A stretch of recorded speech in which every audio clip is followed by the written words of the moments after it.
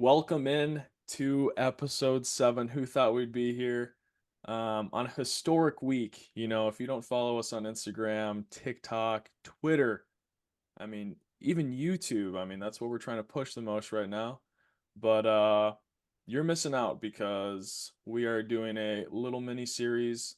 What should this NFL franchise do versus what they will actually do? And it's catching the internet by storm. And we're sitting here not even a month in with 30 racks, 20 racks of views, and we're feeling good. So we're just going to keep getting better, keep producing better content for you guys, and hopefully you enjoy it. So, episode 7, we have a long laundry list of topics for you guys today. We have NFL redraft rankings where we're going to redraft the 2020 QB class from Joe Burrow to Jalen Hurts. We're then going to roll into 5 NFL free agents where we think they will land. Then we are going to go over some MLB news. We're going to dive into Braden's research on the pitch clock and its correlation to injuries. We're also going to hit on maybe the jersey debate. Fabletics is doing a terrible job at producing uniforms for MLB teams. Then we're going to dive into a little NCAA. March is coming up, March Madness. We're just going to predict what we think is going to be the Final Four. That'll be fun. We're then going to shit on the NBA All-Star breakdown because that was a shite show. And then we're going to introduce a new segment with Braden. He's going to do the 5-minute news where we're going to cover news around the worlds of sports. And then just for fun, we're going to rank our top 5 sports venues. So let's get right into it. We appreciate you taking the time to watch this. Follow Insta, follow TikTok, follow Twitter. We're posting daily videos. We appreciate it. So my name's Aiden Maldonado, and let's roll into the personal intros. Yeah, I'm Tyler Bachman, and as Aiden said, thank you for tuning into the Instagram. We appreciate all the love and support we've gotten over on that platform. So I'm excited for today's episode. I think it should be a good one. I know NFL just ended, so we're kind of in a downtime of talking football where people are kind of twiddling their thumbs on figuring out what to do.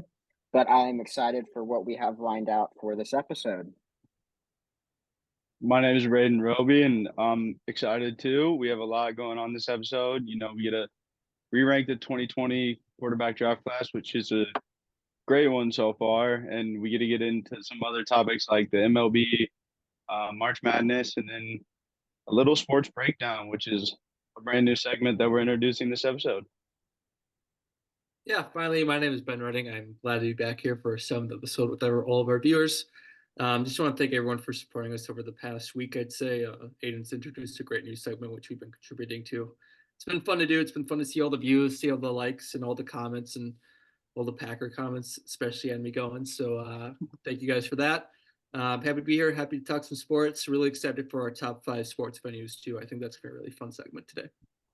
Before we get started, I do want to give a shout out to Aiden for doing all the editing and posting on Instagram and TikTok and YouTube. Yep. It's been huge because, like we said in earlier episodes, we all work. So, yeah, that's a big time commitment, and he's been killing it so far. So, Well, He has. I appreciate that, and I don't have a 9 to 5. I get to play baseball for a living, and hopefully give some insider discussions on the world of the MLB. But I do want to dive into something a little comical before we get into the NFL redraft. Benjamin Redding producing one of the most hated videos I think I've ever seen on the internet. It was a what should the Packers do versus what they will actually do. And let's just say you should go take a look at that comment section. Probably most of you were commenting on that video. Ben, what's your fresh take on that? You know what? Like, no view is any bad view, but Packer fans, I thought we are more of like a cohesive unit. We're just kind of a mean bunch, I'd say. I thought I actually had some good takes about how to drop Bakhtiari, re-sign Love, drop Campbell, but no, it got a lot of hate. And you know what? I'm for it. If you guys have better suggestions, I'm more for to hear it. Been a Packer fan since I've been 5, so I wasn't trying to clickbait or anything like that. But I'm glad it at least generated some discussion. I'd say out of all 4 of our what teams should do videos so far, I think the Packer one has had definitely the constructive criticism to say the least. So I'm glad you guys jumped in, commented. Look forward to seeing what other comments you have on these videos. Yeah, I'm pretty surprised at how miserable Packers fans are after they have Brett Favre, Aaron Rodgers, Jay Love, and Yeah. they were the most brutal in the comment section. I think the Vikings, there was some hate, that's just natural. And honestly, the Steelers showed the most love, I think. The Steelers fan base is not as ruthless as others. I mean, we're all in shambles at the moment, so we can relate because our team is shit. So I think we all have the same feelings. Yeah. All right. Well, I just wanted to dive into that real quick, but let's start the pod. Let's get right into it. NFL redraft. Who wants to take the helm on this one? I'll start. For the 2020 quarterback draft class. This is if I may have ranked it a different way than you guys, but I was deciding my rankings based on if any of these quarterbacks would be starting for the Steelers this upcoming season. So number one, I got Justin Herbert. I think he gets a lot of hate for being on the Chargers. They got some older weapons. He doesn't get much help, and the team just didn't look like they wanted to play it all this year. So hopefully that changes now that they got Harbaugh in as a coach. Because I mean, he's a great quarterback. He showed a lot his rookie year. Unfortunately, Tyrod Taylor had to go through his situation, but it proved that Herbert can do it, and he's a franchise quarterback. At number two, I got Jalen Hurts because the Steelers have no offensive line, and Jalen Hurts can at least get out of the pocket. And I know it's a hot take. I know it's a hot take because I got Joe Burrow at 3. I'm a big Burrow fan for being a huge Steelers fan, but just like 4 or 5 seasons in, and he's had 2 season-long injuries. I just don't. I mean, the Steelers don't have the line, and I just don't want to take a risk on someone getting injured like that consistently. Number 4, I got Jordan Love. I think he's going to be really good, but so far, I mean, we've only seen 1 season out of him, so I don't want to put him any higher on that. And then number 5, I got Mr. Concussion himself, Tua. Again, the Steelers have no offensive line. Tua would have to retire after 4 games with the amount of concussions that we give up. So it's my rankings, and I know it's probably going to get a lot of hate, but I'm sticking with it. I didn't mind based off of who I'd want starting for my team next season, like top 5. Start, I have Burrow. Just knowing his talent, what he did at LSU, what he's done in the NFL so far with a great offensive line and great weapons. He went on the road and beat Buffalo. He's been to the Super Bowl. He's been in those big games. Hell, he went and beat Patrick Mahomes on the road. I think he's one of 3 starting QBs to beat him on the road. So I think definitely Burrow will be number 1. Number 2, I have Herbert. I think just based off his raw skill set and actually having a head coach this time, I think he's going to be insane. He does definitely have the weapons with Austin Eckler. Keenan Allen I think is still on there, and going to reboot their offensive line this offseason. So I expect a huge season from Justin Herbert. 3, this is a homer pick definitely, but I'm going Jordan Love. I think the second half of the year showed what I think will be over the next 10 to 15 years for Packer fans we'll be seeing. I think he's going to be great, fantastic, especially with those young weapons developing around him with Wicks, Dobbs.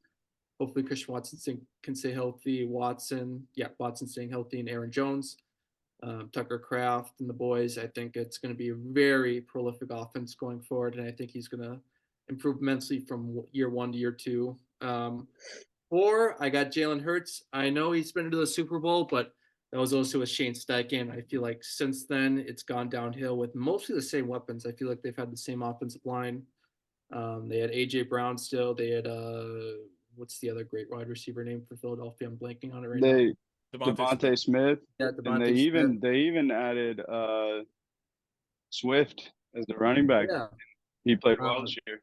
Yeah, and they still have the same offensive line too. They still have Lane Johnson, Jason Kelce manning the front. So it was definitely, I think once Shane Steichen left, it exposed some of Jalen Hurts's problems as a quarterback. I feel like he's a great scrambler. He can't throw it as well. So I have him as number 4, even though he's been to a Super Bowl. This year will be definitely a make or break it for him. And 5, I have Tua. I think he's more of a product of a system with Tyreek and some of the other weapons he has around him. but also mainly I'm worried about his injury health. I feel like he's had too many concussions at this point. I feel like he's concussion prone, which is sad to say, but I just don't have a lot of trust in Tua going forward, especially in the playoffs.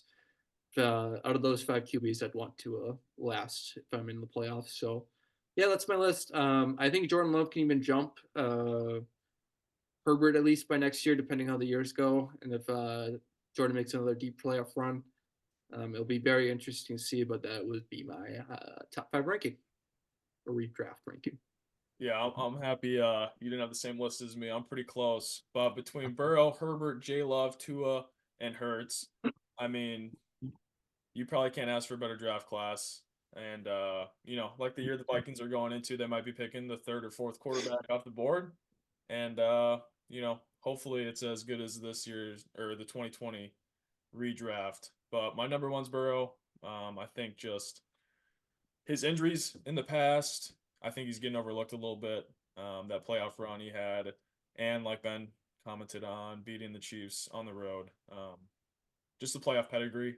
That's why he's number one for me. He's the most distinguished winner besides Jalen Hurts, but you'll see where Jalen Hurts is at. Number two, Herbert. I think he's a great quarterback. Just been in bad situations. That's all I really got on him. He hasn't won the big ones, but he's definitely more established than the others. Number three, with the most potential, hate to say it, Jordan Love. Future's bright, but he's got to prove it to me again in order to get ahead of Herbert. Number four is Tua. I think he's a proficient passer, especially with the right coach we saw this year with McDaniels. So I definitely think that, he might be a Kirk Cousins type quarterback where he wins 8-9 games a year, gets in the playoffs, and gets smoked. That might be his career. And number five, Hurts, the guy that can't throw a football to save his life. I just really don't see the arm talent, and I think that he is one of the main contributors to why they were a disappointing team this year. So, just to reiterate, Burrow 1, Herbert 2, J Love, Tua, and Jalen Hurts. Before you go, Tyler, I think that's a great comment Aiden had for Tua. I think he will be a Kirk going forward. I feel like he'll be a great regular season quarterback. Once it comes to playoffs, it might be tough for him come crunch time. It's because Kirk has great weapons and Tua has great weapons too. But when the moments are the brightest, I feel like they haven't performed to their best standards yet. Okay, I'll go now. I have a similar list, but you'll see where I'm different. I have Joe Burrow at 1. Although I see he has been getting compared to having a Sam Bradford type of career, I still think he can win. We'll see how he does next year. If he does lose a few weapons, Tyler Boyd and T. Higgins, we'll get into a little of that later on. Next, I have Justin Herbert. Same with Braden. I think he's overlooked because of the situation he was in. Chargers, he's going to have a Philip Rivers type of career where he's going to put up great stats year in, year out, but never win a playoff game or never get to the Super Bowl. At 3, I have Jalen Hurts. I know you guys aren't a fan of Jalen Hurts, but whenever I go back to this, I have to realize he put up one of the greatest statistical performances in Super Bowl last year when he had 70 rushing yards for 3 touchdowns and passed for 27 of 38 for 300 yards with a touchdown. No interceptions. That's very, you can say it's system, you can say whatever, but putting up those numbers in the biggest game of the year, you got to put some respect on that. 4, I have Jordan Love. I haven't seen enough out of Jordan Love to put him higher than Jalen Hurts or Justin Herbert. He's had half a good season. The first half of the season was a little shaky for him, and then he found his gear and started rolling, and then started to look like a talented QB. And then last is Tua. Same reasoning for Ben. He's injury prone. These concussions can really get to a player as he gets later in his career, and who knows how that's going to affect him in the next few years. Yeah, I just want to hit on real quick. What is the Jalen Hurts fascination? I mean, it might be recency bias for myself, but there's nothing that I watched this year that screamed to me like top 10 QB, And I feel like if you're gonna put Hurts in front of J Love or something like that, like he's got to be top 15 at least. And there's nothing this year that I saw from him that would The only say that.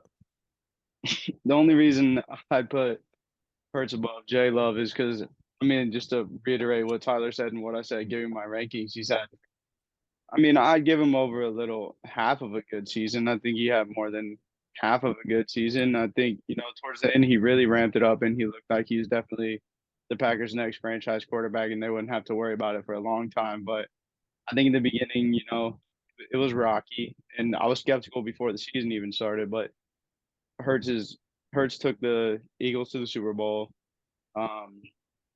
I mean, what he was a backup his first year, second or third year, I think, took him to the Super Bowl. I mean, sure, they made some trades and made some weapons. Shane Steichen was huge for him too. But I think overall, also, I mean, they lost some big pieces. The Eagles team overall, not even just Hurts, didn't look like they like were ready. They thought they'd roll through everyone, and they just didn't look like they were really trying as hard as they should have this year as they did last year. The line's good, but Kelsey is getting older. Their tackles are getting older. Jordan Mailata, I think, is the youngest guy on the line. Lane Johnson's in his 30s too, and AJ Brown's very talented, but I think he was just trying too hard to get the ball. It was too much of a diva, and I think like Kurt started off the season hot, and AJ Brown started off the season hot, and then when AJ Brown started dipping, it seemed like Hurts and the whole Eagles team really started to take a nosedive. Yeah, I just think you have to be able to pass the ball, and I don't know, just recency bias for me, I guess, but I think Jordan Love provides that aerial attack, and I feel like he's still raw. We only saw one half of a good season, so Yeah. going forward, I Yeah. think if he can make that consistent, I agree with Aiden. I just think, if I was to take a quarterback to start on my team next year, I'd take Hurts over J Love just because you never know what J Love's going to produce in his sophomore season. I mean, there's been notable sophomore slumps, so hopefully it's not one of those situations because I'm rooting for the guy, especially after all he went through with Rodgers and everything. But you never know. And I mean, not arguably, Burrow should be above Hurts on my list, but I think the two season-ending injuries just it's a little scary. Yeah, I'll just add the concerning thing for me with Hertz was that he had all the same offensive weapons, and it was just a clear step back in the offense. Like like you said, he had a D Swift. Um, I more or less think this is a major make it or break it year for him going forward because you have most of the same offensive weapons. I know Kelsey might be retiring, but same coach still. I know they have a new offensive coordinator in there, so that'll be very interesting to see. But I just think with J Love for me, I just think he has more weapons and more younger weapons to deal to. I know AJ Brown and Devontae Smith are great, but um, just the youth on our offensive team and offensive weapons is kind of insane to me. And with another draft class upcoming, I would rather have J Love. Um, I think he has more pure arm talent than Jay Hurts does. So yeah, I'm looking right now. Jalen Hurts' contract is a 5-year, $255 million contract. And boy, that doesn't look too good to me. I don't know about you guys, but would you pay Jalen Hurts that much money? After last season, I would have. After what he's shown last season, I think that was the right move. But now looking back on it, I could see some panic setting in Philadelphia. But at the end of the day, you still have to trust he's going to get back to what he was. I think he just had a small down year. I think the whole team had a down year, to be honest. I don't know if you can place all the blame on Jalen Hurts. Yeah, Jalen Hurts didn't look like he did in the previous season, but I think the Eagles are going to turn it around and still do well. Maybe not make the Super Bowl. As I mentioned previously on this podcast, I'm not a Nick Sirianni fan. I think they should have let him go. But I'm curious to see how these, particularly Jalen Hurts and Jordan Love, do moving forward. Yeah, I think that's a good take. Why don't we just jump into the next segment? The top 5 NFL free agents and where we think they're going to land. I can just start off. The number 1 free agent per PFF. Maybe you like him, maybe you don't, but we're going to use it. Number 1, Chris Jones. Now, I know we've had a little Packers reckless speculation, but I do think he's going to take a pay cut to stay with the Chiefs. I think winning a Super Bowl and being at the biggest stage is addicting, and I think he is going to want to consistently get there. And he's made his money. I mean, he's made a lot of money. What's the difference between 30 and get him at 25, 24? That seems reasonable. Number 2, my guy Kirk Cousins. So, every single day I feel like there is new news coming out about Kirk Cousins, where he's going to go. Is he going to stay with Minnesota, et cetera, et cetera, et cetera. I've heard it until my ears bleed. But my feeling right now, I've seen Atlanta wants Fields.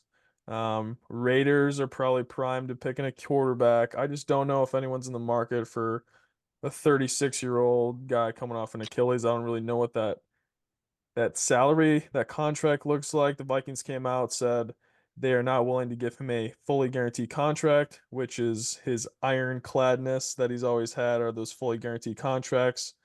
And I think we'll know more around the combine, but my feeling right now is he's going to test the market a little bit at the NFL combine, the tampering period, yada, yada, yada. So he'll find out what he's worth. And I think he's going to find out he's not worth $40 million a year. And I think he's going to realize that the Vikings probably give him the best option. And, maybe in that 30, 33 a year range, I think that's where the Vikings would be comfortable with. Number 3, Josh Allen. I think the Jacksonville Jaguars are going to rip the franchise tag. Number 4, T. Higgins. I got a sleeper pick here.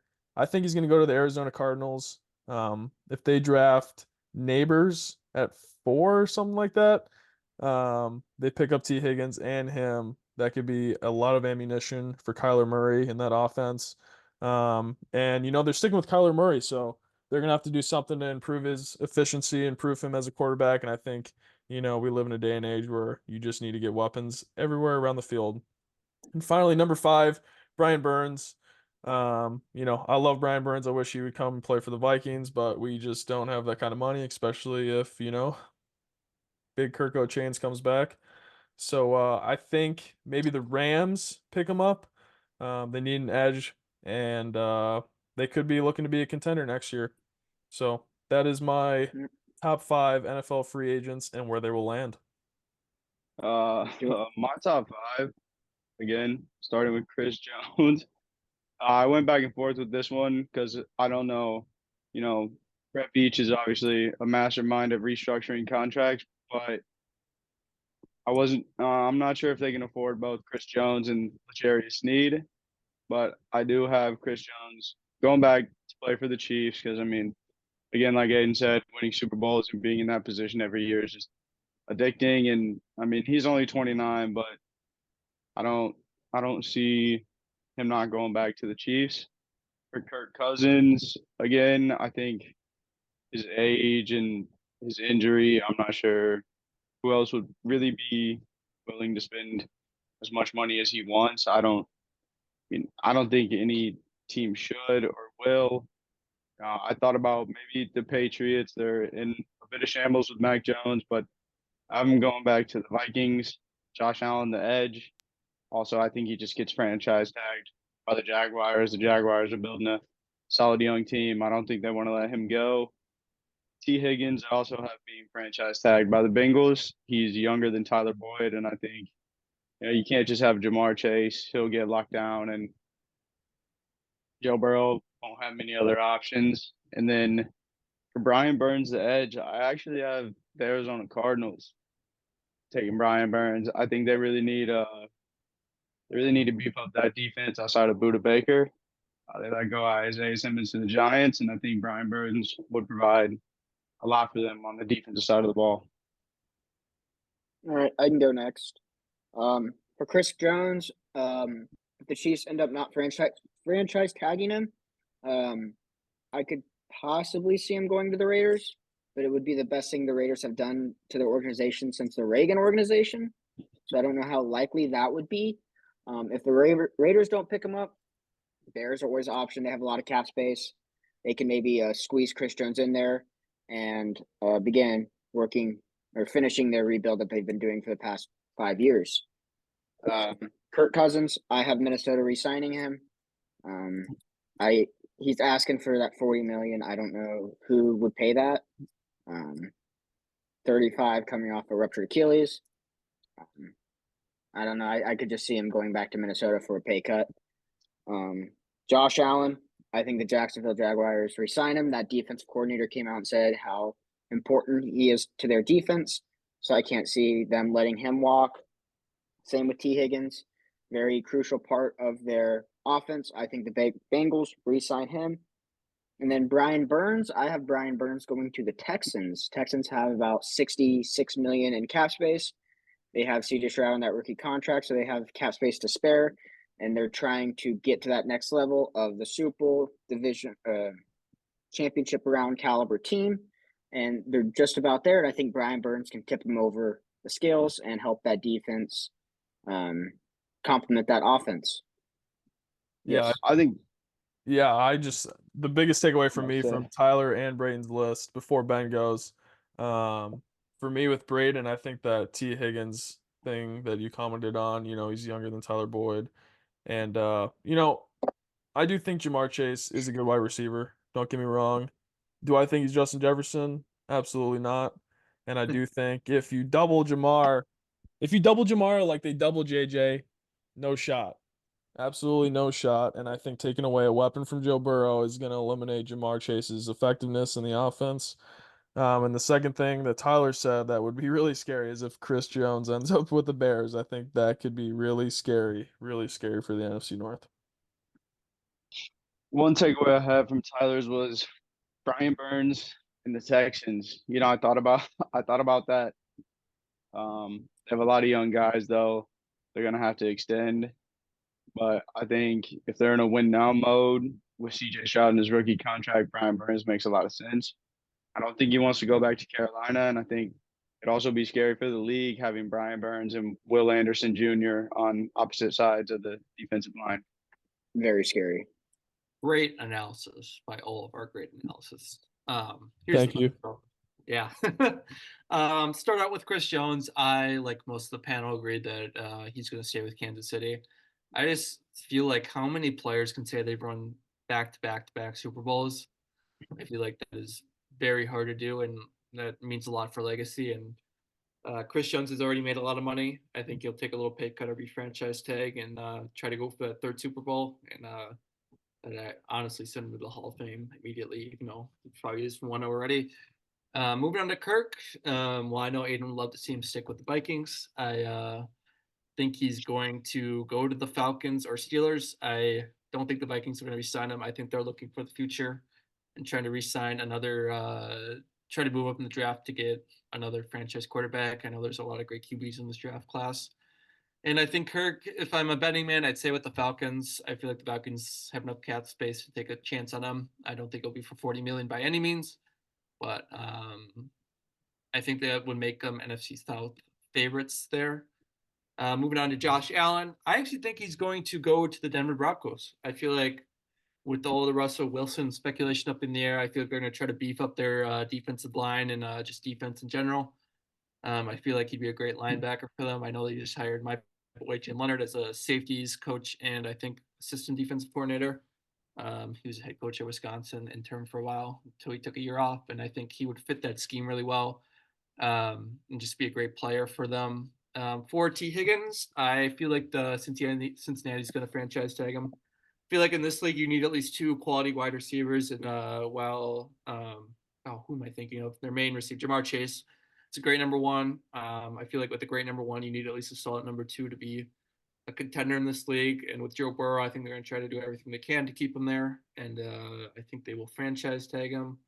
Lastly, Brian Butch, I have going to the Commanders. I think they have enough cap space to spend some money on him, beef up that defense. Kind of same thing with Denver is that I don't think they're going to be the best offensive team this year. So really try to ramp up that defense and go from there, try to compete from that standpoint. But that is my top 5. All right, so I'm gonna comment on a few things. First one, Kirk. If I wake up and I see Shefty tweet out that Kirk has made a deal with Pittsburgh, Kirk or Russell, I would probably cry and call in sick to work. But like, what if I you got don't. him for like a good deal? Like, what if you got him for like 20 million a So year? I think the deal with Russell is if we had Russell, we have to pay off the remainder of his contract, which is a ridiculous contract. It's like Ridiculous. I agree. 30, no, what is it? 44 next year or 38 next year? It's something ridiculous. And then it continues to increase until 2027. And I don't want that. I don't think Russ is all that in a bag of chips anymore. I think he's lost his edge after he left Seattle. I don't want Russ. I hate seeing on my timeline that talks are heating up with Russ and the Steelers. Hate it. Kirk, like I've said multiple times, 35 ruptured Achilles, Steelers O-line. You got to be able to run for your damn life. If you're just a pocket guy, you're gonna take a beating. You got to be able to escape the pocket and throw on the run. Kirk is known for his speed. I know speed and athleticism are the two things he's known for, but I don't want him in Pittsburgh. And then lastly, it's Brian Burns, not Butch. Oh, I fucked that up. I'm sorry. You're I'm good, thinking man. Brian Butch is a former Badger center, so we can cut that or change that. No. That's what I was thinking. No, we're keeping that in. We're It keeping that happens. in. It happens. You're telling me if you had Kirk Cousins for 35, fully guaranteed, 2-3 years, you wouldn't support him?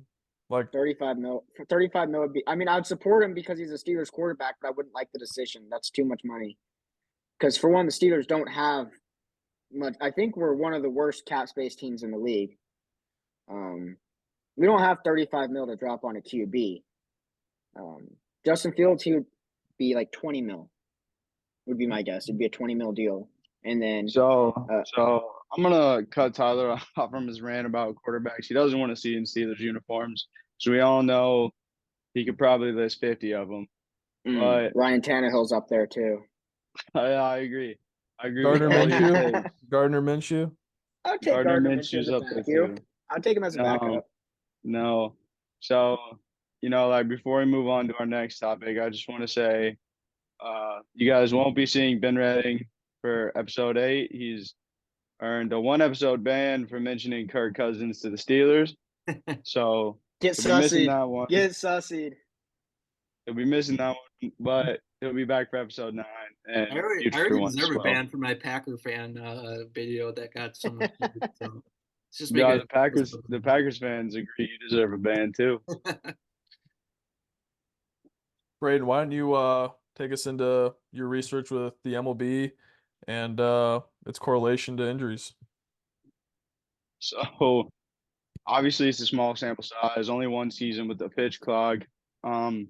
Overall for pitchers, there were less injuries, only minuscule, like 5 or so, like not a ton of less injuries for pitchers, but there were more Tommy John injuries, and those are really significant injuries for pitchers. Most of them require surgery, and that takes pitchers out for pretty much the entire season. Also, money wise, compared to the season before the pitch clock started, pitchers on the injured list were not owed as much money as they were compared to pitchers on this last season's injury list. So I think that also shows that guys that pitch more, bigger names, possibly, were on the injured list, and even maybe not even bigger names, but just they were on the injured list for longer than the season prior. So it could show that there's more severe injuries with the pitch clock because, like Aiden said, you got a guy on first and third with 2 outs. You only have a certain amount of time, and if you're like 6 innings in, I mean that's tough to throw pitches like that. And the other thing was that it really didn't increase the viewership at all. The viewership actually decreased for the World Series and was the lowest it's been, I think, maybe ever, or in the last maybe 10, 20 years. So that's another thing is like the pitch clock is good. I think it can be good for the game, but it could also increase injuries, and the viewership didn't increase at all either. And the last thing I found about viewership was that bigger market teams need to be better. The Mets need to be better. The Yankees need to be better. The Red Sox, the Dodgers, because they get more viewership that way. And I mean, it's good for baseball that the Orioles and there's teams in smaller markets coming up, and they've got lots of great young talent, and they'll be good. But it's not bringing in the viewership or the money that bigger market teams would. I feel like from the viewership standpoint, I'd be curious to see what the regular season viewership was. I don't know if you've any research or insight on that. Yeah, the regular season viewership was also pretty much the same. It was down. Obviously, I couldn't find specific stats, but I found Yeah. that, like because teams in bigger markets weren't that good last year, they underperformed. Like specifically New York teams, that viewership went down because obviously, I mean, the New York City metro area has so many people, and if their teams are good, many more people are going to tune in versus when they're bad. So the regular season viewership went down, but not by anything crazy. Yeah, I think that's the biggest thing for MLB is the viewership numbers, especially when it comes to postseason and the playoffs and the World Series. You just have to have those bigger teams in there. It's kind of sad to say as a Brewer fan, and I know Aiden is a member of that organization. It's sad to see that like that's just how the MLB gets views. You need the Yankees, you need the Cubs, you need the Giants, you need these big organizations in there to drive any numbers. Regular season, I still think the pitch clock will help viewership overall, especially with these big teams turn it around. I think it is a positive thing for them. I think small market and even attendance wise, I mean, I'd more likely to go to an MLB game if it's 2.5 hours, 2:15 compared to 3:10, 3:30. Like, especially on a school night, it's just like it's kind of insane to me that those games go that long. I'm happy that the pitch clock did have an impact that wise, but like you said, feel like the number one thing for viewership for MLB is just those big market teams, which is sad because they have all the good players because there's no salary cap. They can just buy out all the good players. That's And what Moneyball is there's, supposed to be, but you guys can go from there. oh, without a doubt. And there's one more thing about the pitch clock, and the injuries, obviously less overall injuries, but they average more time on the injured list, and teams spent more basically dead money on those players. And I think the pitch clock can help the viewership, but the downside to that is, you know, great players get injured. People aren't going to want to watch those games. I mean, people go to games to watch Shohei pitch, Spencer Strider, all those guys. If they're not available, if they're injured, they can't pitch. I think viewership's also going to go down when you don't have those stars playing in those games. Agreed. Yeah. I had 2 or 3 points off of that, Braden. I appreciate you doing research for it. I think you brought up a good, like, I think the biggest thing is the people that were getting paid got injured, and those are the people throwing the most innings. And I think one of the things people don't understand is I've been on the injured list, so I can speak from experience. But you get one bullpen after not throwing off a mound for a month, and then you're just thrown right back into games. So I had shoulder impingement, and I'm doing a bunch of shoulder exercises. I'm playing catch every other day. You build up, maybe you're playing catch every single day. Then you get one bullpen, fine tune your stuff. Maybe you get another one.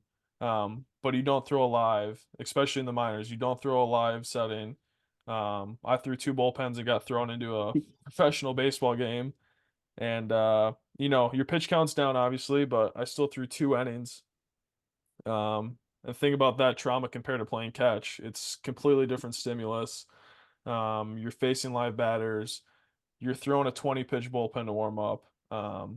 So I think it's tough coming off the injured reserve and being able to perform. That's why there was a story about how Corbin Burns was in low A, and this story got preached to me pretty hard, but he had a rocky first start of the season and was dealing with a little lat issue and went on the injured reserve.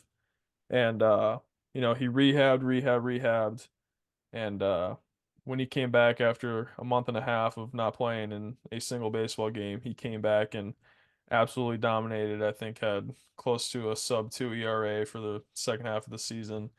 And that's definitely a rare type of breed. I've seen Corbin in person. He is a very, very large human. But some people are super talented. And, when I came off the injury reserve, like I let up 3 runs in 2 innings because it's just so invaluable to consistently get in live at reps and just not, being in that setting all the time can trigger re-injury. You're not going to perform to your highest performance just because you haven't played in a month and you've just played catch and you're not allowed to touch a mound because they don't want you to hurt yourself again. So that's just a quick story about how great Corbin Burns is. Obviously now he is a $10+ million a year pitcher. Um, but before I dive into it deeper, I just wanted to highlight some of the Packers comments we had on Ben's Instagram post. Um, Right. I Can't have wait the to relive receipts. it. I have the receipts pulled up.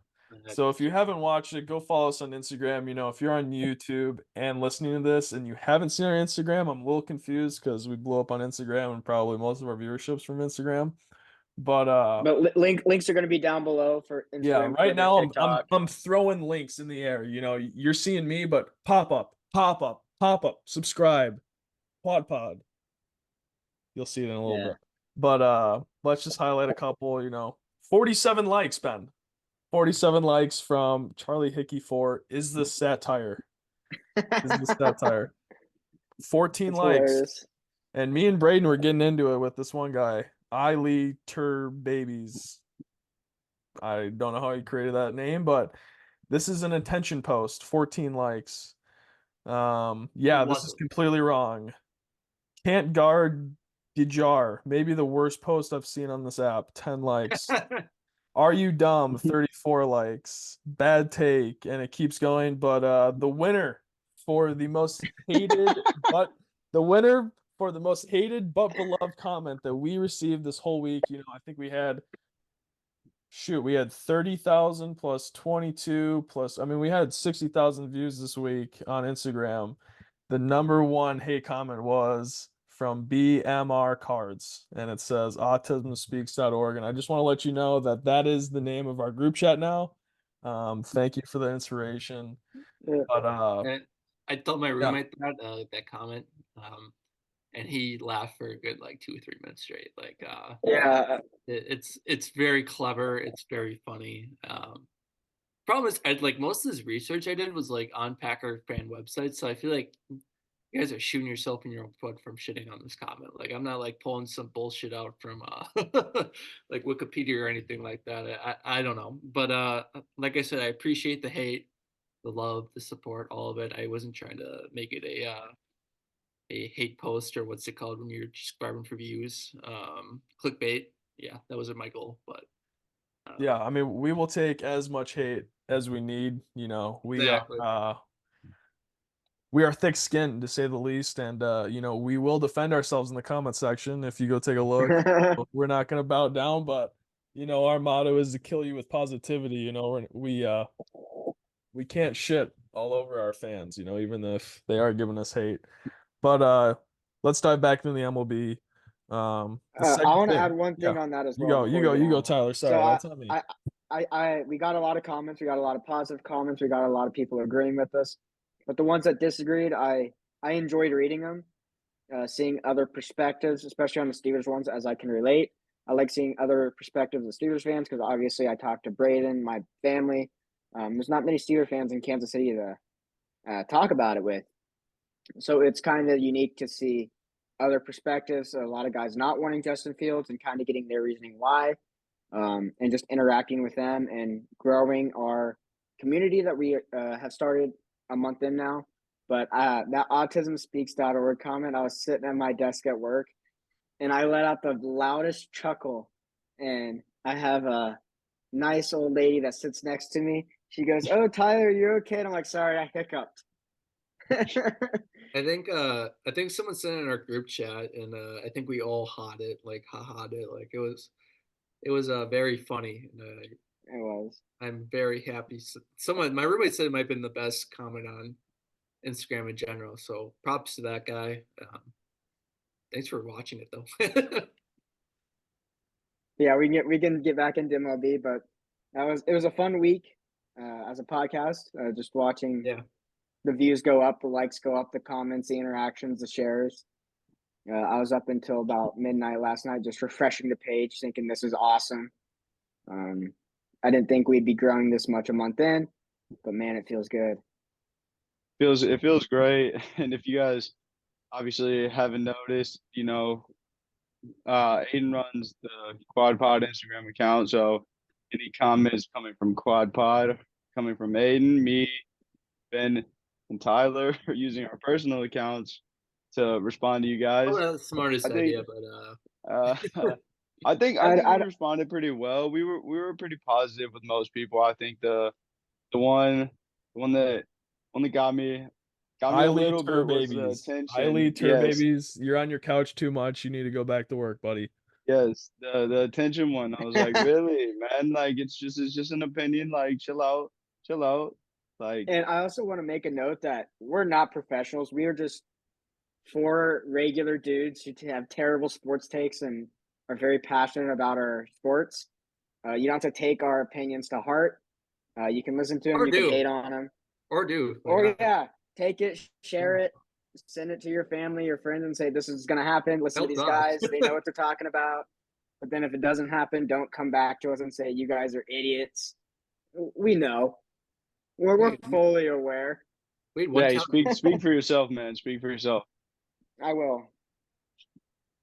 I mean, I don't we- know. I'm talking about sports related, but I wouldn't consider us idiots. We're just normal people. I mean, I'm not sure you can. I mean, you can trust Stephen A. Smith a little more than us, but No shot. we're not. No We're shot. not yelling. We're You know not what yelling. Stephen A does? Stephen A shows up to the studio and they tell him, "Hey, read out this teleprompter and here's the hot takes." Okay, we are way more organic than anything on ESPN, and that's the Oh, we're separator. way We're more, way more way organic. more organic for sure. That's the separator. You know, we use our personal accounts to clap back at you. I mean, who does that? You know, yeah, we're just four dudes, and 30,000 views is a lot to us. You know, we could be getting Means a lot. millions, we could be getting hundreds of thousands, but let me tell you, the joy I had when I saw our first video get to 10K, I couldn't believe it. I couldn't believe it. Pop I champagne. mean, we're just I literally just popped this bottle of champagne. You did. For anyone listening, I do have like baseball videos or whatever, and the most viewed video I had was 23.9 thousand.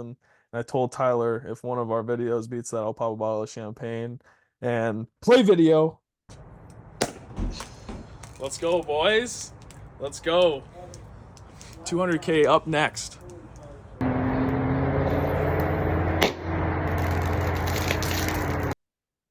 But I popped a bottle of champagne and yeah, Ben, did you want to hit on something before we move on?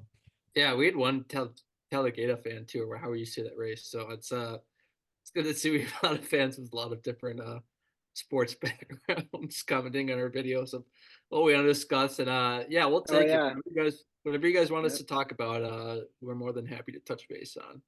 Yeah, I think And I Oh, think for sure. And I was gonna touch on that in our new 5-minute sports roundup recap today. That like anything you guys want us to touch on or get more in depth with, just leave a comment. Obviously, we'll have links to our Twitter, Instagram, TikTok. I mean, you're watching this on YouTube, so please subscribe. But also, if you want to comment down below, like anything we just barely mentioned, but you want us to go more in depth with, we're happy to do it.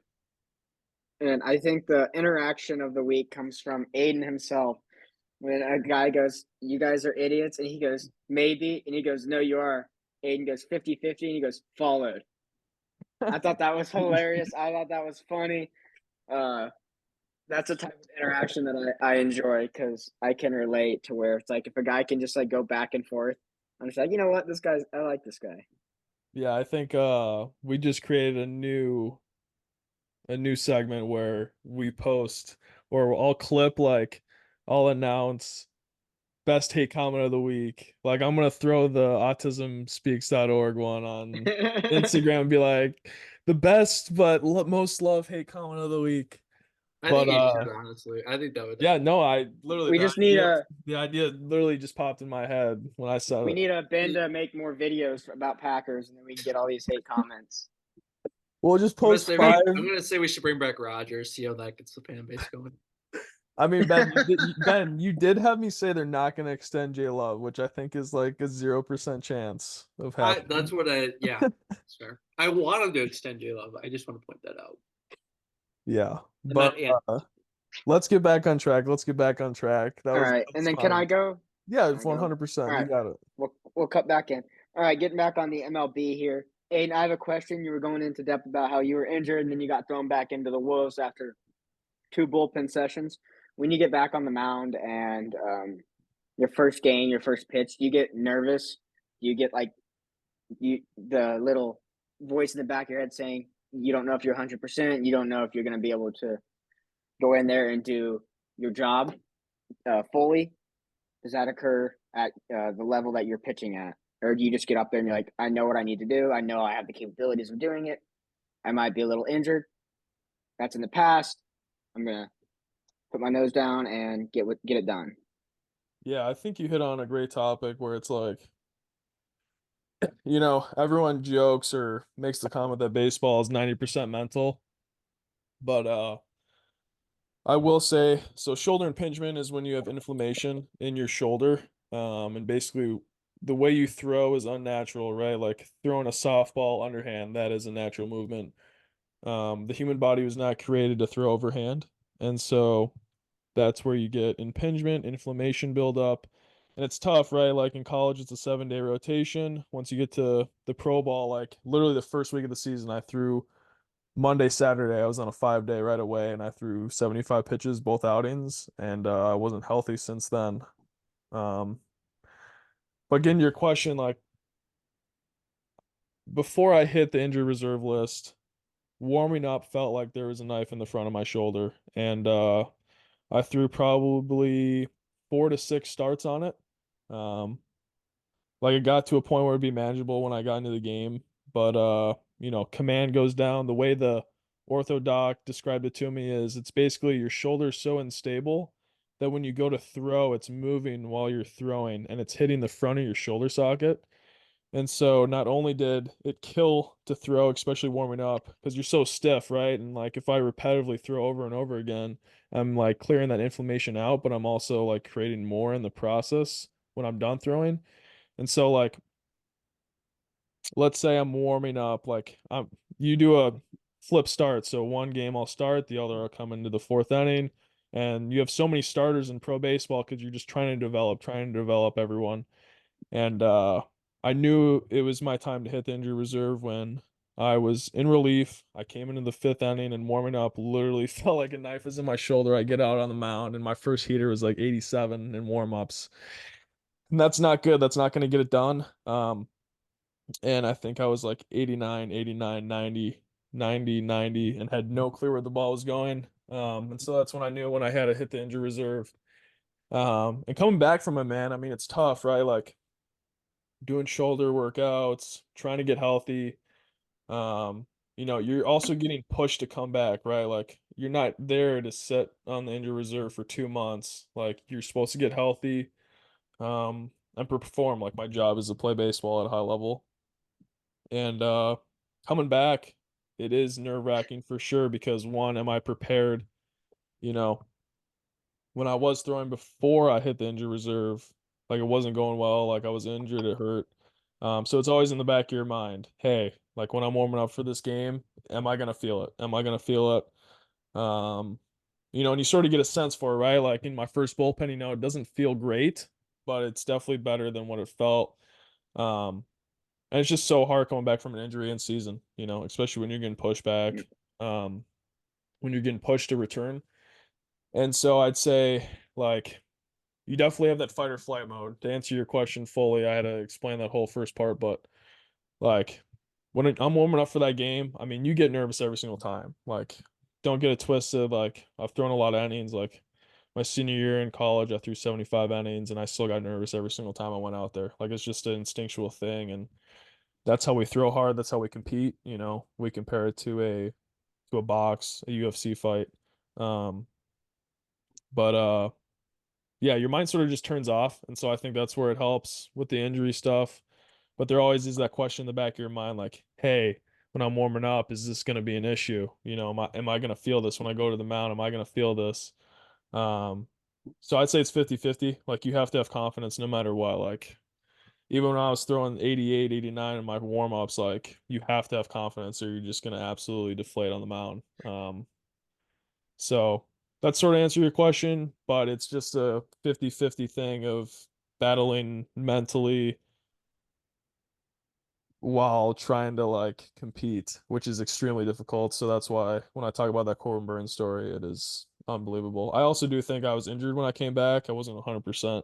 And so that's why I threw 3 times and went back on the injured reserve list. But yeah. Sob story, I know, right? And I mean, Aiden's touching a little bit on a little bit of my expertise with the shoulder impingement, trying to hone in on my turf right there. But he explained it well, so I'll let it slide this time. But no, I think he's right, and there's no real way you can simulate like throwing innings in rehab or anything like that. You can't simulate what it's going to be like, going back to pitch on the mound. And I think part of rehab should be, sort of that mental aspect, like whether, showing someone like their MRI, their X-ray to be like, listen, like you're okay. So I think a lot of that pain is just like it's just a habit. You've been stuck with that pain for a while, so you just feel like it's never gonna go away.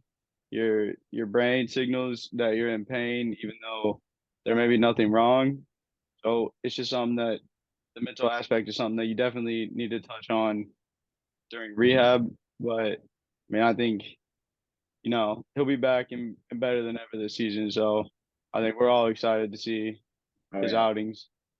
I was gonna say maybe we need like a little 3-minute segment on Aiden rundown of his game after he pitches. Talk us through it. Talk us how it felt. Go through the game. Give us a little feel for how he did, how he felt he did, how the team did. I think that would add something. Yeah, Oh, definitely. for sure. First, I mean, I gotta throw well to do that, but You will. yeah, but no, it's definitely something we can do. I think, yeah, I know I could do a deep dive in like what I'm thinking mentally while I'm pitching. Like, hey, I'm 0-2. Like, how was that swing on that last pitch, et cetera, et cetera. But the last thing I'll hit on the injured stuff is like, as a pitcher too, like your elbow and your shoulder are two like those are your babies, right? So like if I even feel a little bit like you're tweaking, like it's just instinctual. We've been playing this game so long, like I've dealt with other injuries in the past and stuff, but like in rehab, you literally wake up and the first thing you do in the morning is I'm putting my shoulder in a specific position. Does it hurt or does it not hurt? And that's literally like how it dictates your day. And so that's like the mental battle you fight like every single day. But yeah, no, I appreciate that question, Tyler, and I feel like that was a pretty valuable conversation. Um, but why don't you lead us off into a little NCAA? You know, we sprinkle in Yeah. we sprinkle in the MLB. We're sprinkling. You know, it's Yep. almost March. Yep. So that segues us into NCAA. It's coming into March. March Madness, my favorite postseason sporting event there is. So many games, so many things can happen. Upsets, runs, magical March. I've been watching NCAA pretty tightly this year, whether that's mid majors or major teams. So we're gonna come in here and we're gonna talk about sleepers we see, our Final Four predictions of teams we could see making the run, as well as our champion favorites. We'll start with some sleeper teams that might not be ranked in the top 4, but could possibly make their way to the Elite Eight, Final Four, kind of like San Diego State did last year. There's always a team like that you see coming out hot in March, end of the year, finishing it strong, and then making that run, beating these second-ranked teams, first-ranked teams, typically going to be Purdue. Purdue hate there. That people are kind of shocked and they don't see it coming. We're just going to throw some predictions out there. Does someone want to lead it off, or do you want me to lead it off here? I can lead it off. I don't have any sleeper picks right now, like Tyler. I know Tyler loves to watch mid majors and especially the sleeper teams. One of his favorite bets is Detroit Mercy. I know he's always on them. But No, they're 1-27 now. I'm always against them until the and one time I bet against them one I time, and it was the one I think game they he's bet. won. Yeah. He's had some sort of Detroit Mercy bets a couple times this season so far. But I just have my Final Four early prediction, and right now, it's so early in the season, you don't really know. I mean, I guess the end of the season is closer than we think, but to me, no team has stuck out as being elite. UConn was looking like it, but unfortunately, they got destroyed by Creighton. So my Final Four early predictions are UConn, North Carolina, Illinois, and Baylor. And I know Baylor might be a shocker, but I don't see Houston making the Final Four. Obviously, me and Tyler are big KU fans, but I just don't think they have the depth to do it either. So I'm gonna go with Baylor. And Illinois is a bit of a sleeper pick, but at times this year they've looked really well. So I think they have what it takes if they can just put it all together. Come March, they can make the Final Four. Yeah, I'll go next. I have a Final Four plus one sleeper pick I think could go far. Start off, I got Arizona. I think they had a rough stretch during the middle of the year, but I think they put it together late and had a great start of the season. I think they were up to number one or two at one point. I think they will definitely be there from represent the West. I think they'll be in the West region. From there, I will go Purdue. I think when Virginia lost to 16th seed, they bounced back and won the whole thing. I think Purdue can have a similar storyline. I think just Zach East too dominant, and I feel like they figured out their flaws since then, and they've been playing really well. Like they came into Wisconsin a couple weeks ago and beat us on the road. Very impressive win there. From there, I got UConn. I know they just got blown out last night, but I think they are a great team. Um, they won it. I don't know if they won it last year or a couple years ago, but I think they'll get back to the Final Four this year. I think Bobby Hurley's a great coach. I think they are a very impressive squad out of the Big East. And then lastly, I also have Marquette sneaking in there of all things, a Shaka Smart team. I think this is Shaka Smart's best year to get there. I know Marquette has disappointed the last couple years in the tournament, but I think they'll get there this year, and if not, they'll make a deep run at least to get to the Sweet 16 Elite Eight.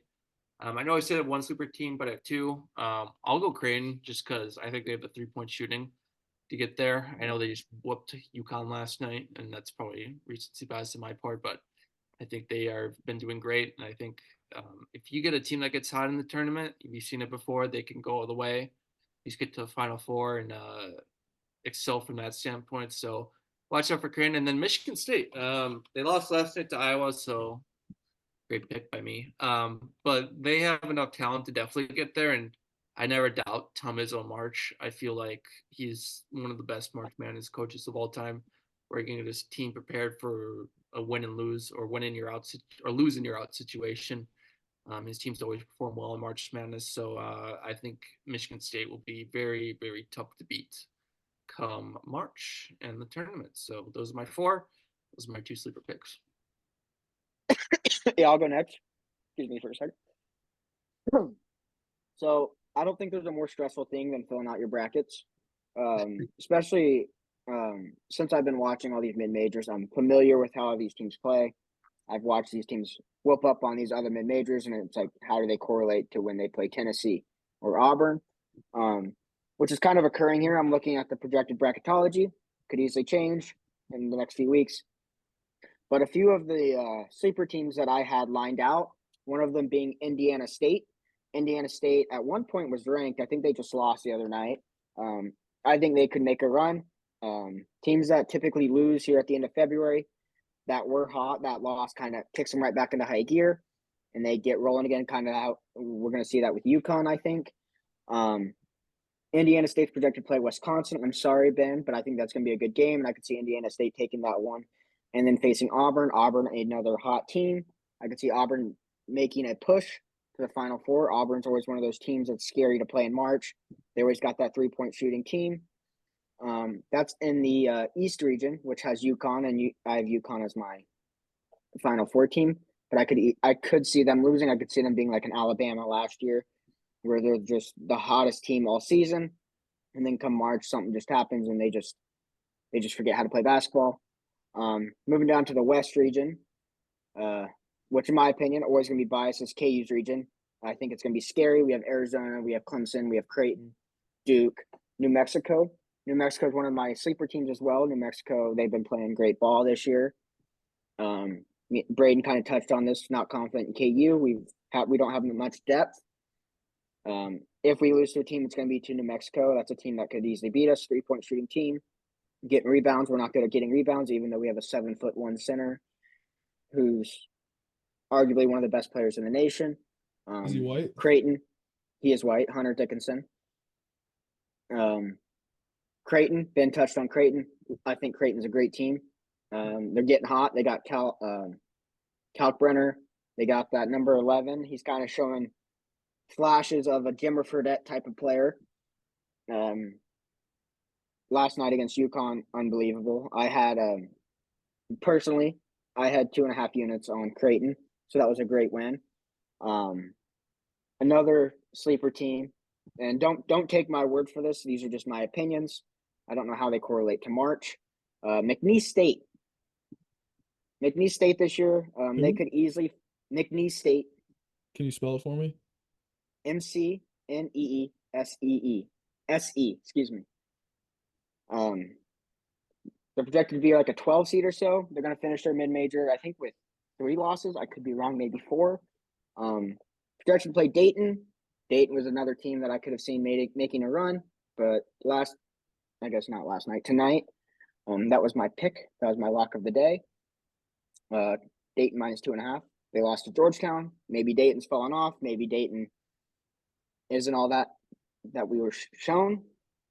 So I could see McNeese making a run, beat Dayton, possibly beating Illinois. I know Aiden's an Illinois alum, making their way to the Sweet 16 and the second weekend. And then after that, they'd have to play Northwestern and Houston. Houston just suffocates you if you just play fast ball. I think McNeese plays pretty fast. If you play fast against Houston, you have a chance of winning. Houston's a slow-paced team. Best defensive team probably in the past few years. They just suffocate you until you just can't go any further, and then they run away with it. I could see McNeese being one of those 12 seeds that makes the Elite Eight and shocks some people. That's in the South, last region, Midwest. Obviously, you're going to have St. Mary's, but they're playing GCU, Grand Canyon University. Grand Canyon is a great basketball team this year. One of the best college atmospheres for basketball. Great student section. I think they're going to show out in Omaha. But I think St. Mary's is another team that's going to take down Tennessee, the number 2 seed, make the Elite Eight, possibly beat Purdue if Purdue even gets there, and make the Final Four. And one team that I'm shocked I don't see that's kind of fallen off pretty hard, and there's been some controversy there recently, is St. John and Rick Pitino.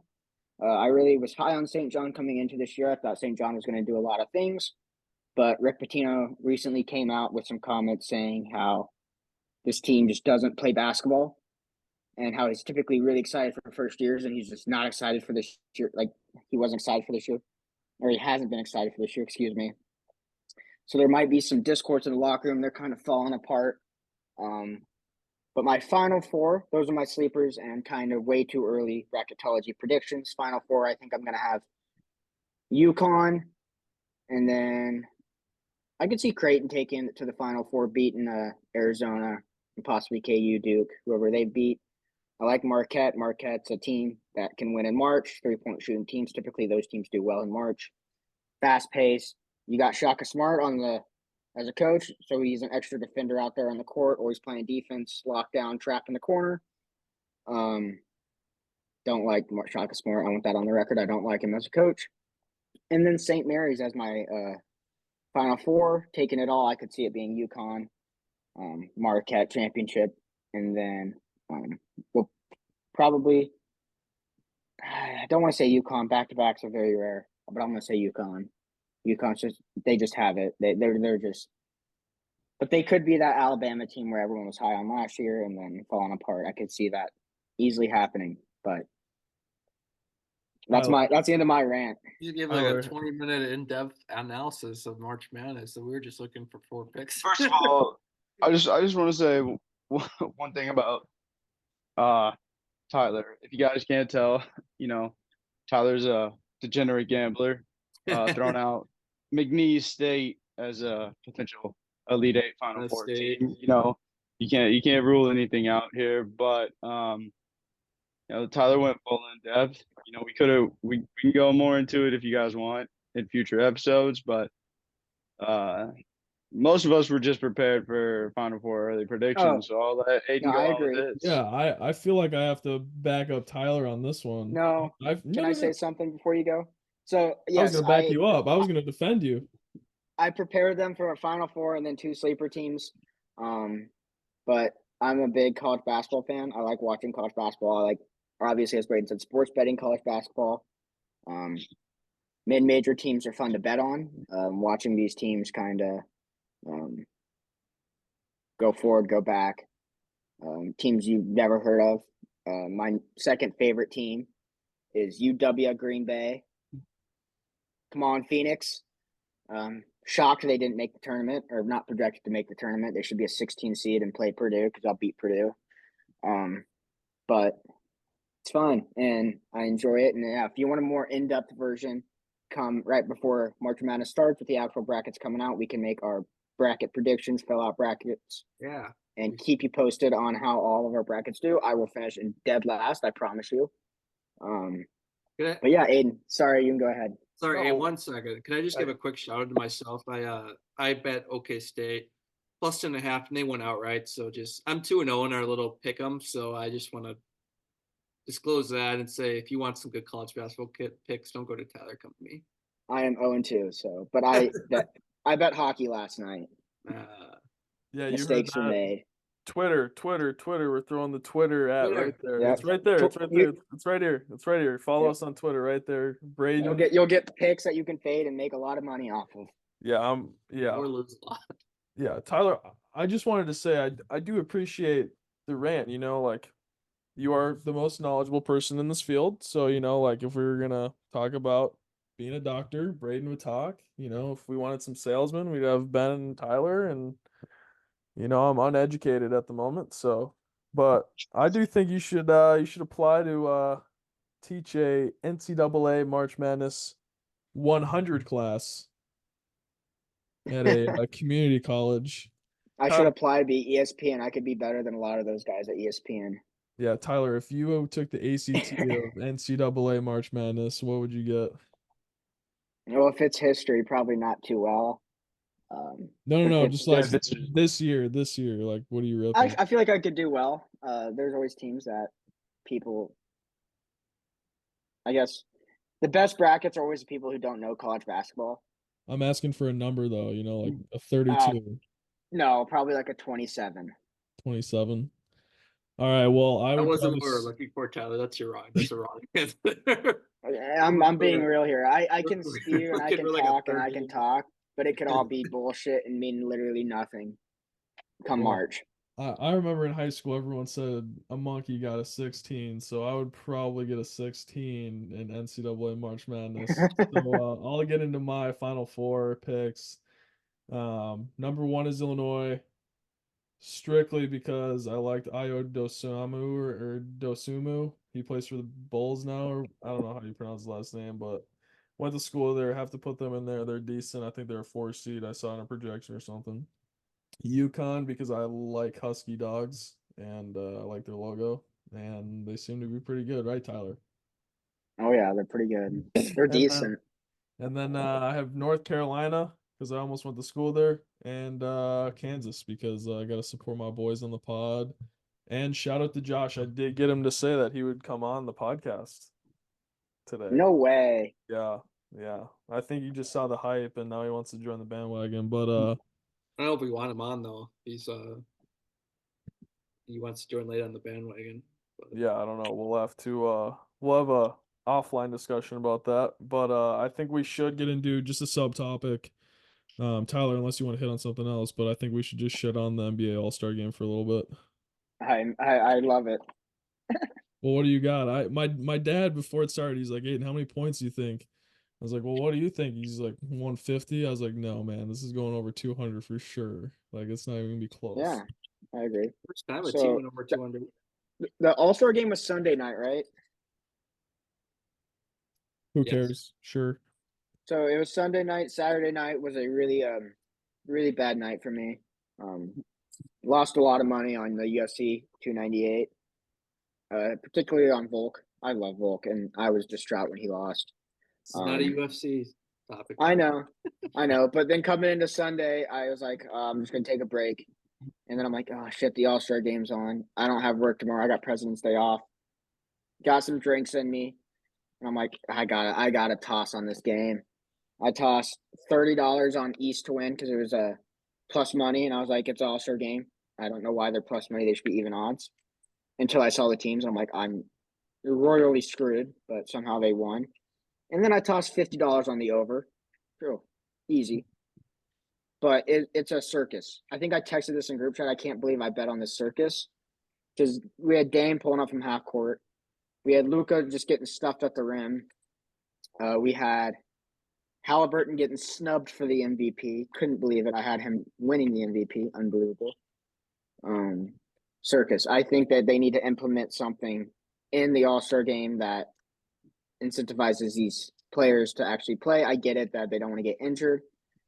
But make it fun for the fans to watch. I don't want to tune into this on a Sunday night when nothing is up, when they had all games end for this to happen. I can't even turn on NCAA basketball because all games are ended by this time. And just to watch whatever the fuck that was. Like, incentivize the players to actually go out and try. Like, back in the 90s, early 2000s, the All-Star game was fun to watch. Like, the players tried. I agree. I want that I again. agree with you. But I agree with you, but I have to say, I don't see it changing. They tried to make it. I think it's still like this, where the winning team gets to donate a certain amount of money to a charity of their choice, or the team captain did, or something like that. I don't know if it changed this year since it went back to conferences instead of team captains drafting their players. But I mean, Anthony Edwards said it best. It's a break for those guys. They don't really want to go out there and compete like it's a normal NBA game. Just want to go and have fun. And I mean, I think you see it also with the Pro Bowl in the NFL. I mean, it's just not fun to watch anymore. There's a particular highlight that I'll never forget from the Pro Bowl. Rest in Sean peace, Sean Taylor. Taylor. Yep. Absolutely decking a punter on a fake fourth down, and now we're playing flag football. So the NBA All-Star game, I don't think will ever change. They're going to be the same, and it sucks to say. I didn't watch the whole thing. I barely watched any of it. I know these guys watched a lot more of it than I did, but it just wasn't interesting to me. Can we remove the dunk contest? Get fucked, Ben. Can we just remove the dunk contest? That was the dumbest thing I've ever seen. We had Jaylen Brown dunking over a 5'1" guy sitting down. Oh my god, what dude! happened? Kai Cenat, like watching the video of Shannon Sharp calling him fucking tiny is the funniest clip ever. You have to go find it. Shannon Sharp going. He's like, he dunked over a 3'5" guy. He sat down. He was 1'2". But like, what happened to dunking over people like Shaq and Taco Falls and jumping over cars, and now we're dunking over guys shorter than me, and that's saying something. Oh. All right. After that said, I'm gonna go. Yeah, go ahead, Ben. Yeah, I'll be honest. I didn't watch the All-Star game. I think the last All-Star game I watched is when they had that Kobe Bryant, rest in peace, where they had like that scoring where you had to score like 24 points at the end, depending on how many. Like there was a target score. And that was the last time I thought players actually tried. I think that was my sophomore year of college, maybe. But that's the last time I watched. I think actually the NFL has done it best, where they just scrapped the Pro Bowl. And they made it flag football. That's more fun to me than watching a bunch of people that go out there and don't try. Like at least flag football, it's like they're not going to try, and like it's still fun because you still see some cool catches and some shit like that. NBA, I don't know what you do, honestly. I'd like to see a 3-on-3 tournament. I don't think they're going to do it. I don't think they're going to go 2-on-2 or 1-on-1. It kind of is what it is at this point. I think the only All-Star game to me that matters is the MLB. not even because I don't think it's for home field advantage anymore, but it's still fun to see all the best players out there, and I feel like they're still the ones that they're actually trying the most out of it. And then you have they're mic'd up during the game too, which I think is awesome. So I guess it just speaks to all the All-Star games, Pro Bowls kind of going downhill in the past 10 to 15 years. Like players don't want to be there, and I don't know if I really blame them too. It's the 1 week they get off during the regular season, so kind of is what it is. I don't know where you go from here. I didn't watch, and I probably won't watch next year just because I don't give a rip. So Cool. Yeah, let's roll into 5 minute news. It's gonna be a new topic, new segment. And this week Braden's got it. So why don't you just carry us away, brother? All right, first to start it off, we already touched on this earlier during our Final Four picks, but number one team in the nation, UConn, the hottest team in college basketball until last night, got routed by Creighton. I mean, it wasn't even close. I personally thought that UConn would come back and win the game after halftime, or at least make it a lot closer, but they really didn't. Creighton just ran away with it. So, obviously, I don't see a clear favorite right now for NCAA college men's basketball, and this tournament should be a really good one. Then we also have for some NHL news: Connor Bedard, the Blackhawks star rookie, finally returned after breaking his jaw, and that should be huge news for Chicago Blackhawks fans, as he's had arguably one of the greatest rookie seasons I think any NHL player has had in recent memory. And then next, we got some soccer news, which we rarely touch on, but we missed it last week. In the second week of the UEFA Champions League, the biggest tournament in club soccer, started last week and is now on their second week of play. So, tune into that. Let us know if you want to hear more about that. Lastly, we got Hideki Matsuyama at the Genesis Invitational with a 9-under round on Sunday to clutch it when no one thought he was even in the race to start the day. I thought it was a fantastic round. He played well. He had 3 stretches where he had 3 birdies in a row. It was incredible to watch, and hopefully we get some more performances like that. Another topic on golf is whether or not Tiger Woods should hang it up or not. I mean, it's sad. He's arguably one of the most dominant golfers of all time during his prime. Not even arguably. He can't finish 4 rounds. I mean, he's not even carrying his own bag, and he's struggling to walk out there. It looks tough, and it's not fun to watch. And I'm a big Tiger guy, so it sucks, but I think it's time to give it up. His legacy is he's not doing anything for his legacy except damaging it at this point. And actually, I got one more: college football playoff announcing the 5+7 format, meaning that Notre Dame, with no conference affiliation, the highest seed they'll ever be able to get is the 5th seed. So they will never get a bye unless they join a conference, which is obviously controversial for a lot of people, especially Notre Dame and Notre Dame fans. I know the Big Ten wanted Notre Dame. The Big Ten could push to get Notre Dame after that announcement, see what happens with that. And they also spoke today about even increasing it to a 14-team playoff, which to me seems more like a money grab. Football is different than college basketball. You won't see that many upsets. It's all about, the depth. I think transfer portal and NIL has even that out a little bit, but I don't think you see nearly the same amount of upsets when it comes to college football as you will in March Madness. So that's my sports roundup for the week. If you guys have anything you'd like to add or have us talk about for next week, leave a comment on any of our socials, which Aiden will have linked in this video. And also, if you'd like for us to throw out a special episode at some point of just Tyler going on a 2-hour-long rant about all of his sports, we'll put that out for you guys as well. I'm busy that night, but I'm sure you guys can do that one with. I was just gonna That's let tough, Tyler Ben. handle it. That's tough, Ben. Yeah, I think yeah, I don't even know what I think. I think maybe Tiger Woods is pulling a Bill Belichick. Who knows? Who knows? I do think he should hang it up. It's sad to watch. It really is. Braden Did. touched on it. I love watching Tiger Woods. I think he's the greatest golfer to ever play the game. He changed the game forever. And watching him struggle to finish a round of golf or half a round of golf is just sad to see. I know before the golf season started, he came out and said he wanted to play one tournament a month. I think he should hang it up. I thought he should have hung it up a few years ago. But I think after what happened, I think he should definitely call it quits and quit tarnishing his legacy. We can roll into our top 5 sport venue rankings for Yeah. each of ourselves. Yeah, It's let's 50 roll. days till the Masters as well, guys. 50 days till the Masters. 50 days and counting. Tyler's getting the itch already to throw some money on that. But Oh, Masters Week's the best week of the year. let's get into top 5 sports venues and wrap this thing up. If you're still listening, comment that you listened and I'll Venmo you $1. Like, it would be crazy if you're still listening. It's hard to keep people engaged for longer than 10 seconds. That's why every Instagram reel and TikTok is fucking 15 seconds.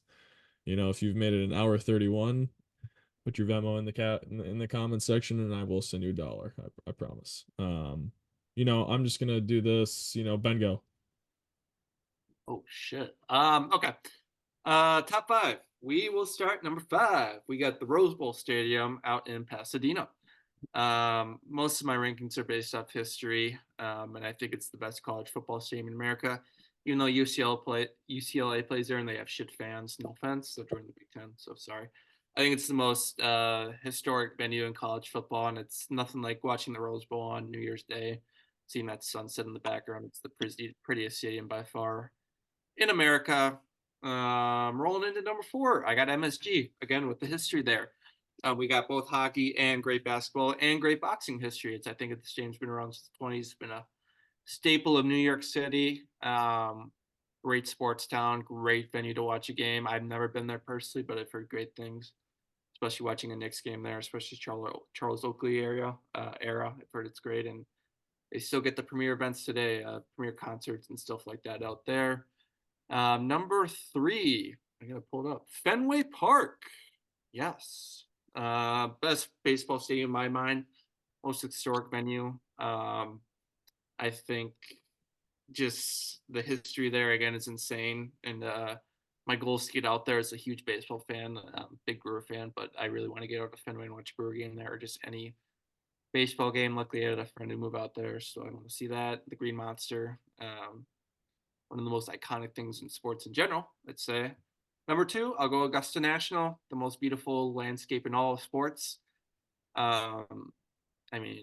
It's Augusta. I don't really know what more I have to say about the beauty, the history there, the culture, the Tiger Woods, the broadcaster call number 17 or hole 16, the par 3, whatever the famous 3-hole stretch is called on that. It's just, there's nothing wrong when April rolls around and it's springtime and the flowers are starting to bloom, and it's beautiful out there. Number 1, I'm rolling into it. Homer pick, Lambeau Field. Come on. It's Lambeau Field. Yeah. I don't know how Packer fans can hate on me on that in the comments, but I'm sure they will somehow.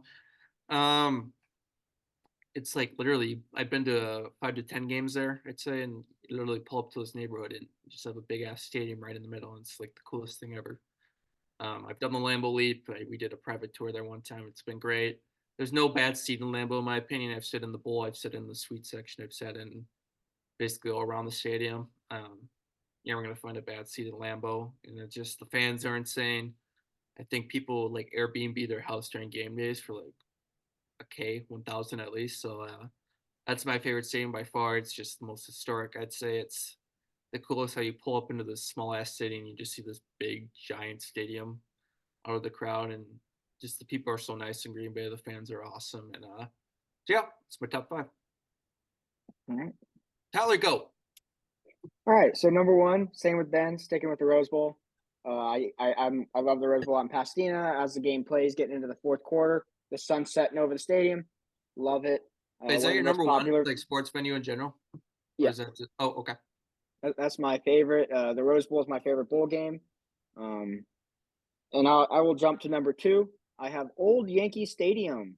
I mean, it's the most magical place in baseball. Yankees hung 26 World Series there. It's where the greatest game ever played was there. You saw guys like Lou Gehrig. You got Babe Ruth. There's just no place like it in baseball, in my opinion. Number 3, Ben, you'll like this one. I have Lambeau Field.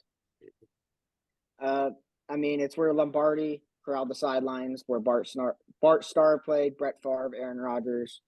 You got the Lambeau Leap, where it's one of the only stadiums where when it's 0 degrees, that's considered warm. There's no place in football like Lambeau. As much as I would like Heinz Field or Acrisure Stadium, it's still Heinz Field to me. I wish Heinz Field was like that. I love Heinz Field, love Pittsburgh, but I gotta have Lambeau up there. Just so historic for football. Number 4, I have Fenway. It is the oldest park in baseball. I've driven past Fenway, but I haven't been to Fenway. I didn't have time to get inside as I was just driving past, but the Green Monster is just iconic. And number 5 could cause some controversy down in the comments. I have Center Court of Wimbledon. It's one of the most recognizable and historic venues in all of sports and in the entire world. I actually kind of got into tennis recently this past year, watching Wimbledon, watching the U.S. Open, Australian Open. Betting. Playing on grass. Yeah, obviously betting, but it's the only grass court in the world. And then honorable mention, obviously, is Augusta. Just 2 words: the Masters. Aiden. It's like in 5th grade where you like read and then popcorn. Oh yeah, it's popcorn. It's popcorn. Popcorn time. Hashtag Babe Ruth was a bum. I'd strike that motherfucker out 100 out of 100 times. Okay, so Damn. I'm just saying. Clip it. I had some honorable mentions. I didn't even think about other sports. I just did baseball, and then numero uno is the football stadium, which you guys can probably guess. But first honorable mention: Dodgers backfields at spring training. It is the most beautiful thing ever. They have copious amounts of money, and they have literally hundreds and hundreds of palm trees that surround the baseball fields, and it is beautiful. It is absolutely beautiful. They actually share a complex with the White Sox. The White Sox side is shite, and then you walk over half a mile, and the Dodgers side literally is like an all-inclusive resort in Mexico. Second honorable mention, Augusta Green Jackets. Augusta Green Jackets, low A baseball team in Augusta, Georgia. Because they had a brand new field and the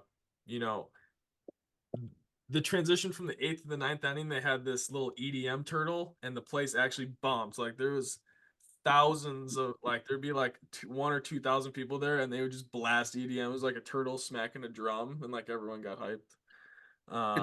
Number 5 is Old Miss's baseball field. I played a regional there, and I mean they sell it out every single game, and every single home run I got to experience a beer shower for sure. Number four, my list is completely different than you guys. Wimbledon's probably a little bit more important than this. Katuitt baseball field, Cape Cod League. I played for Falmouth, and Katuitt was our rivals, and they sold out every single game we played, and it was just, you got 85 degrees in Massachusetts, and everyone loves summer baseball, and the field was nice. So number 4. Number three, American Family Field, the beautiful yellow slide. I've never been there, Ben. Never been. Really? I need to go. We go sometime. Yeah, we can go together. Yes. On a date. Number 2, Fenway. I got to do a great experience. I got to be on Fenway Field, shagged BP, played catch on Fenway. Just one of those things where you step into it and it's like there's been a lot of ball played at this field, historically. And it made me want to be a Boston Red Sox. I almost was a Boston Red Sox, actually. Number 1, U.S. Bank Stadium. All right, Brayden, it's your turn. What? U.S. Bank Stadium, baby. Hey, Tyler was gonna have something to say.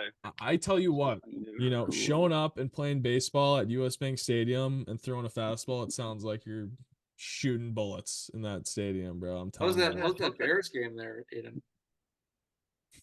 All right, I'm done. All right, I'll go with mine. I went a little bit of a different direction than the Ben and Tyler. I went with 4 places I've been and 1 place I really want to go. Number 5, I have Wembley Stadium in London. It's iconic. So many soccer games have been played there. It's England's home stadium. I've never been. I'd love to go. I think soccer has one of the most underrated crowd atmospheres.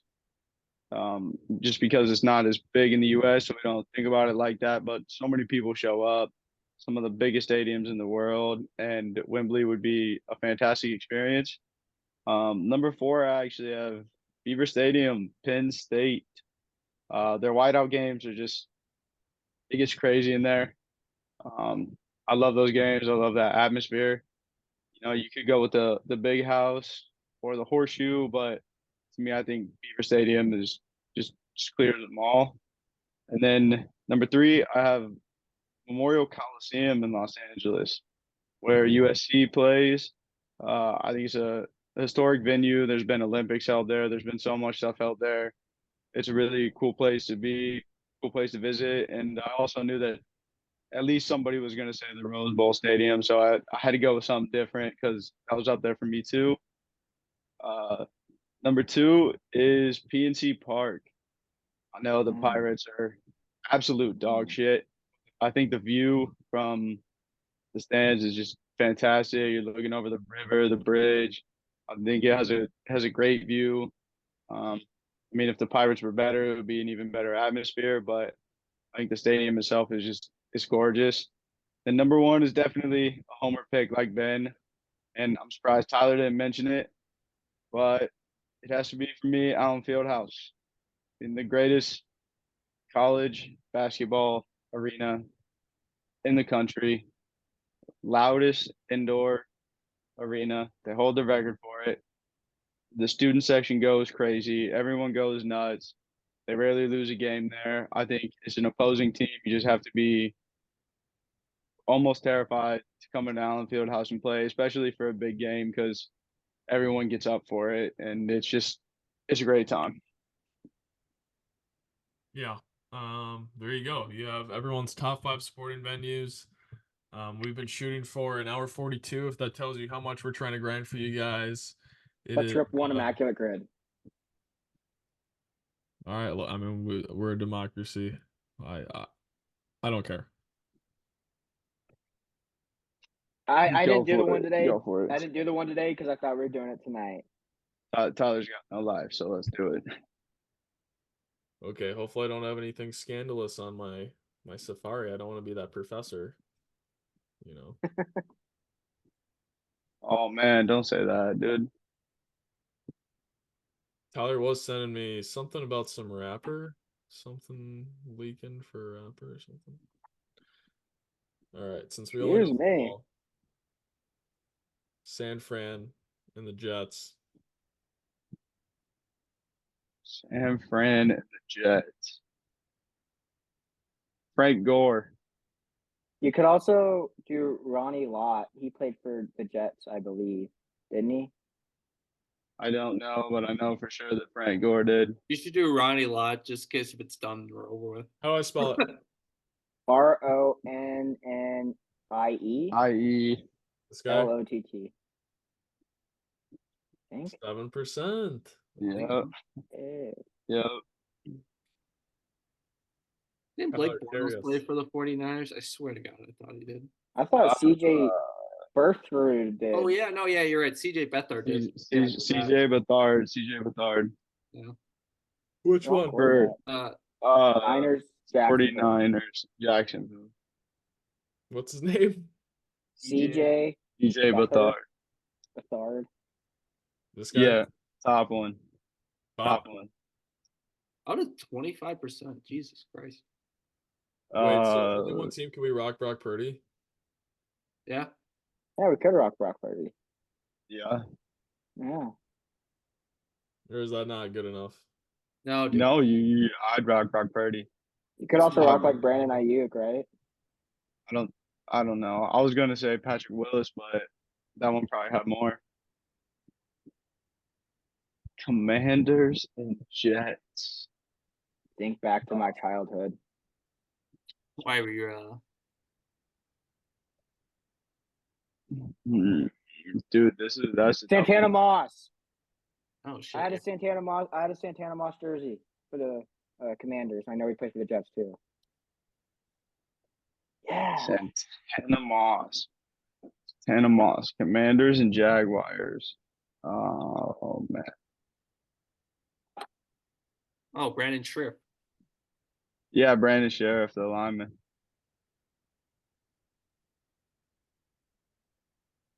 It's a O.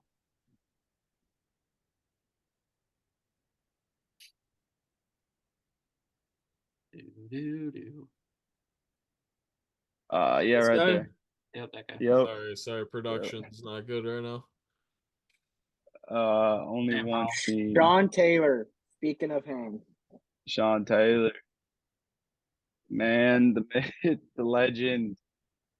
Sean Taylor. Six. The Raiders and the Jets. God, both two poverty franchises. Josh McCown. Josh McCown's played for like every team in the league, man. Exactly. Ooh, Raiders. Maurice Jones-Drew. Maurice Jones-Drew. Yeah. MJD, baby. MJD. MJD. Help a brother out. Maurice. Maurice. MAU. MAU. RIC. Yeah, it's him. Then the Raiders. Bo Jackson, one of the most athletically gifted players of all time. Hey, Yep. Let's go. is that good, Tyler? We ripped it Dude, quick. Look at that. It's not bad. It's not bad. So ribbon it quick. It's It's good. pretty good for an hour and 45 in this, so it's Yeah. Yep. Yeah, let's wrap it up. Follow the socials: Twitter, Instagram, TikTok, YouTube. We'll probably have another social media. Comment, like, share. Tumblr, Reddit. Who Read knows? on us. Love us. Yes, love us. Hate us. Follow. One disclaimer before we end the podcast. The tweet sent out for bets of the day. Aiden's pick 76ers money line is actually a game going on tomorrow. So we will still have another picks of the day for you tomorrow, but Aiden will have two happening tomorrow instead of one. I'll go 0 for 2 probably. Love the confidence. All right. Thank you. Subscribe if you made it this far. You got nothing better to do, I think. But all right. If you made it this far, comment. Aiden's cute. Yeah. Comment Tyler likes feet pics. All right. Quad pod out.